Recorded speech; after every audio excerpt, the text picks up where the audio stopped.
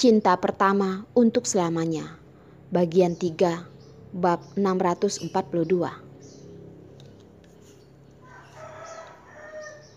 Dalam perjalanan kembali ke hotel, Paman Gunawan mengamati Carson di kursi belakang dari kaca spion. Ingin mengatakan sesuatu, tetapi tidak berani untuk mengatakannya. Lagi pula, apa yang tuan muda mereka ingin lakukan bukanlah sesuatu yang dapat Paman Gunawan atur sebagai supir. Selain itu, tuan muda keluarga mereka masih muda dan kuat, dan tidak ada yang perlu dikhawatirkan tentang membawa pulang gadis itu. Lebih dari setengah jam, akhirnya mobil tiba di hotel. Mobil berhenti. Carson mengerutkan kening dan turun, memegang pintu hotel. Tuan Carson, melihat bahwa Carson membawa seorang wanita, Daipa, yang sedang menunggu di hotel, menyambutnya pada awalnya. Tingkat keterkejutannya jauh lebih besar daripada Paman Gunawan. Daipa tidak tahu harus berkata apa untuk waktu yang lama. Dan presidir malam itu kembali dengan seorang wanita. Ini adalah sesuatu yang bahkan tidak terpikirkan sebelumnya. Suruh orang-orang menyiapkan satu set pakaian wanita bersih dan mengirimnya ke kamarku. Carson mengatakan dengan dingin dan berjalan menuju lift tanpa menyipitkan mata. Tuan Carson, Daipa masih ingin mengatakan sesuatu, tetapi Carson sudah memasuki lift. Pintu lift pun tertutup. Bahkan bagian belakang Carson tidak dapat dilihat. Kembali ke kamar, Carson memasuki kamar mandi. Pakaian yang dikenakan semua sudah rusak dan tubuhnya penuh dengan bau alkohol. Pakaiannya itu harus diganti. Namun, mereka adalah pria dan wanita. Tidak ada hubungan antara kedua orang itu. Carson tidak bisa melepas pakaian dari seorang gadis. Mengenakan pakaian kotor tidak bisa tidur. Tidak bisa mandi, tetapi tidak bisa melepas pakaiannya untuk mencuci. Setelah memikirkannya, Carson memutuskan untuk memandikannya dengan baju yang masih terpakai. Carson mendorong Arila masuk ke dalam air panas dan berdiri sendiri di bawah pancuran untuk membersihkan kotoran pada mereka. Setelah dibilas, Daipa juga baru saja mengirim pakaian. Carson berkata, "Pergi ke kamar mandi untuk membantunya mengganti pakaian." Daipa datang ke kamar yang merupakan kamar Carson. Daipa mendongak dan menatap Arila, wanita aneh yang terbaring di tempat tidur Tuan Carson dengan pakaian basah. Daipa menunduk dan tidak berani melihatnya. Dia tidak berani menjadi multipes. Dia mengganti pakaian tidur wanita itu dengan kecepatan tercepatnya. Tuan Carson, sudah selesai. Daipa datang ke ruang tamu untuk melaporkan situasinya. Panggil orang-orang datang untuk membersihkan. Nada Carson masih dingin, menoleh pada Daipa, tapi tidak menatapnya. Tuan Carson, wanita itu urusanku. Kata-kata Daipa belum selesai, Carson memotongnya. Carson memiliki asisten khusus.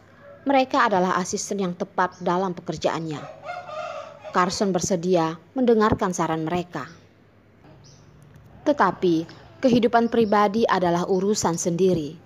Dan tidak ada yang dapat membuat pernyataan yang tidak bertanggung jawab. Aku akan memanggil pegawai hotel. Daipa tahu bahwa ada banyak masalah dan dengan cepat mundur. Staf hotel dengan cepat bergegas untuk membersihkan ruangan dan mengganti selimut dan persediaan lainnya. Ketika mereka pergi, Arila tidur di ranjang besar tempat Carson tidur. Melihat posisi tidur Arila, alis Carson menjerit lagi dan ada kemarahan di matanya. Jika Arila tidak mengikuti Carson malam ini, apakah Arila akan berbaring di tempat tidur seorang gangster? Memikirkan hal ini, Carson mengangkat telepon untuk memutar nomor telepon. Setelah ada yang mengangkat, Carson berkata, "Kau bisa membantuku untuk melihat seseorang. Selama dia di Kyoto, kau harus memastikan keselamatannya." "Orang macam apa yang ingin dilindungi?" Telepon dari suara pria itu dan nadanya sangat bergosip. "Kau harus cari tahu Arila yang sangat dekat dengan Ipander. Arila adalah putri kedua orang yang aku ingin kau lindungi. Jika sesuatu terjadi padanya, aku akan mencarimu." Carson tidak memiliki kesempatan untuk berbicara dengan pihak lain dan langsung menutup telepon. "Elisa adalah putrimu. Bukankah aku adalah putrimu? Karena Elisa hamil anak dari Ipander, maka kalian lindungi dia, bukan aku. Begitu? Apakah kalian benar-benar orang tua kandungku? Apakah putrinya hanya bisa menggunakan cara ini? Ini sangat konyol. Kamu tidak menginginkanku. Aku tidak ingin kamu di masa depan. Tidak usah membahas hal ini lagi di masa depan." Carson baru saja menutup telepon dan di belakangnya ada suara Arila. Dalam tidurnya, Arila mengigau tentang keluarganya. Meskipun Arila terus mengatakan bahwa tidak peduli, Arila sebenarnya peduli kepada keluarganya. Jika benar-benar tidak peduli, kau tidak akan kehilangan kendali dalam mimpi dan kau tidak akan sedih. Carson berjalan dan menarik selimut untuk menutupi Arila. Duduk di tepi tempat tidur. Mata Carson jatuh pada wajah Arila yang putih. Kenapa Arila berbeda dari yang lain? Kenapa Carson ingin mengikuti Arila? Mengapa Carson dengan sabar mendengarkan Arila? Mengapa Carson membawa Arila kembali ke hotel dan membiarkannya tidur di tempat tidurnya? Carson tidak memikirkannya dan tidak berencana untuk memikirkannya lagi. Duduk dengan sebentar, melihat bahwa Arila tidak membuat suara lagi. Carson pergi ke ruang kerja di sebelah dan terus bekerja. Karena perbedaan waktu, Carson tidak tidur malam ini. Bekerja sampai subuh dan berangkat untuk mengatur pertemuan. Ketika Carson kembali ke hotel untuk mengakhiri pertemuan, wanita yang menempati tempat tidurnya selama 1 malam sudah pergi, tidak meninggalkan apapun. Carson tidak tahu mengapa, tidak melihatnya setelah kembali. Carson merasa sedikit bingung. Ini adalah pertama kali Carson melihatnya. Ingat wanita itu dalam-dalam. Ingat bahwa Arila mabuk dan memuntahi Carson. Dan bagaimana dengan wanita itu?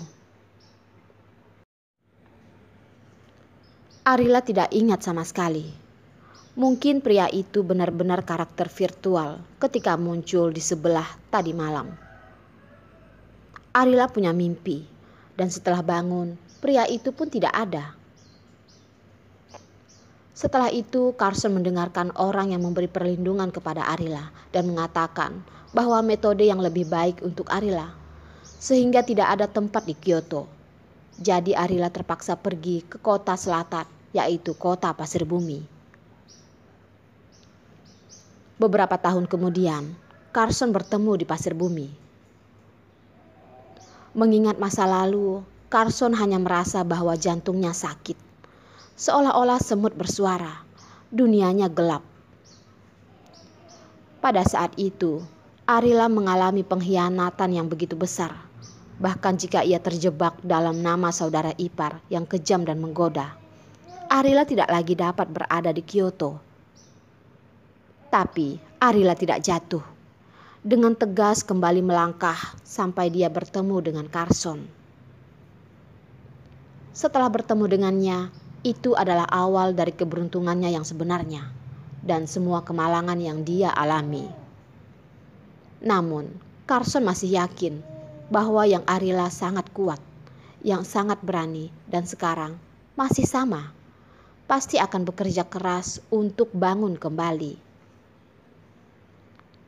Karena Arila tahu bahwa Carson dan anaknya itu sedang menunggunya untuk bangun. Arila tahu bahwa mereka tidak lengkap tanpa semuanya. Dia tidak boleh melihat Rila kecil tanpa ibunya. "Arila, kau akan bangun kan?" tanya Carson dengan tangan sederhana.